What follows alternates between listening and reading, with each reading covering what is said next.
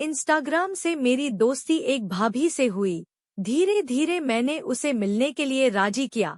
उसके बाद बात आगे बढ़ी और उसके जन्मदिन पर मैंने उसे पहली बार पप्पू दिया। सभी लोगों को नमस्ते, मेरा नाम आनंद है। उस महिला का नाम कुसुम था और वो देखने में पहले तो मुझे लगभग अपनी उम्र की ही लग रही थी।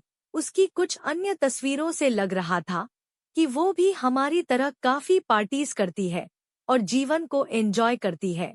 कुछ दिनों पहले की उसकी अमेरिका की ट्रिप की तस्वीरों में तो वो और भी हसीन लग रही थी। मैंने कुछ देर उसको देखने के बाद कुछ तारीफ उसको मैसेज भेज दिया। दोस्तों, आम तौर पर सुंदर लड़कियों को ऐसे काफी सारे चीप लड़कों के मैसेज आते हैं, जिसके कारण वे उनका जवाब नहीं देती। हालांकि मैंने किसी निम्न स्तर के उद्देश्य से नहीं, बल्कि उसकी सुंदरता और आकर्षक स्माइल की तारीफ करने के लिए उसको मैसेज भेजा था, जिसका जवाब पाने की मैंने उम्मीद भी नहीं की थी। हालांकि शाम तक उसने उस मैसेज को थैंक यू और एक स्माइली के साथ जवाब दिया। बात आई गई हो गई। चूंकि मैं भी उसको परेशान नहीं करना चाहता था, तो मैंने आगे कुछ नहीं कहा। अगले ही वीकेंड उसने फिर एक पिक इंस्टाग्राम पर डाली, जिसमें उसने दूसरी तरफ पोज किया हुआ था। मैंने जैसे ही उसकी वो पिक देखी, मैंने फिर से कुछ तारीफ वाला मैसेज भेजा। मगर इस बार मैंने सोच रखा था कि अगर उसका जवाब आया तो मैं उससे आगे बात करने की कोशिश करूंगा। पिछली बार की तरह उसने इस बार भी थैंक यू लिखकर भेजा, जिसके जवाब में मैंने उससे कुछ पूछ लिया। पहले तो वो मेरे हर मैसेज का जवाब एक शब्द में दे रही थी, मगर जब मैंने थोड़ी देर कोई चीप बात नहीं बोली तो उसको भी थोड़ा खुलने का मौका मिल गया।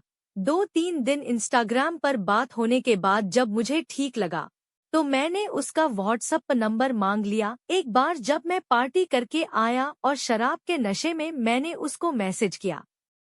मैंने उससे मिलने के लिए पूछा, जिस पर उसने मुझे कहा कि उसका पति शहर में है और वो मुझसे नहीं मिल सकती है। मुझे पहले तो ये थोड़ा उदास करने वाली बात लगी, मगर इसमें मुझे एक उम्मीद की किरण भी दिखी। काफी धैर्य रखते हुए लगभग 3 महीने बीत गए और हमारी बात वैसे ही रोज की तरह होती थी। मैंने पूरे समय एक बार भी अपनी मंशा जाहिर नहीं की, क्योंकि मुझे पता था कि इसका फायदा मुझे जरूर मिलेगा।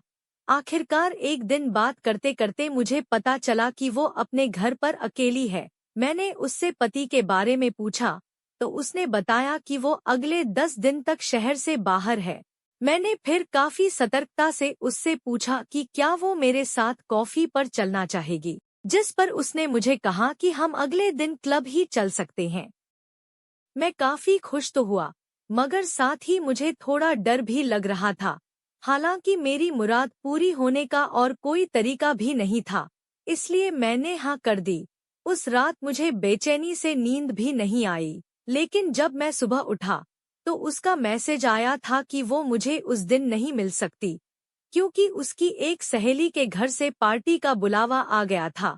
मैं इस बात से काफी चिढ़ गया, लेकिन मैंने उसको कुछ नहीं बोला, बल्कि मैंने उससे अगले दिन का प्लान पूछा तो उसने हाँ कर दिया।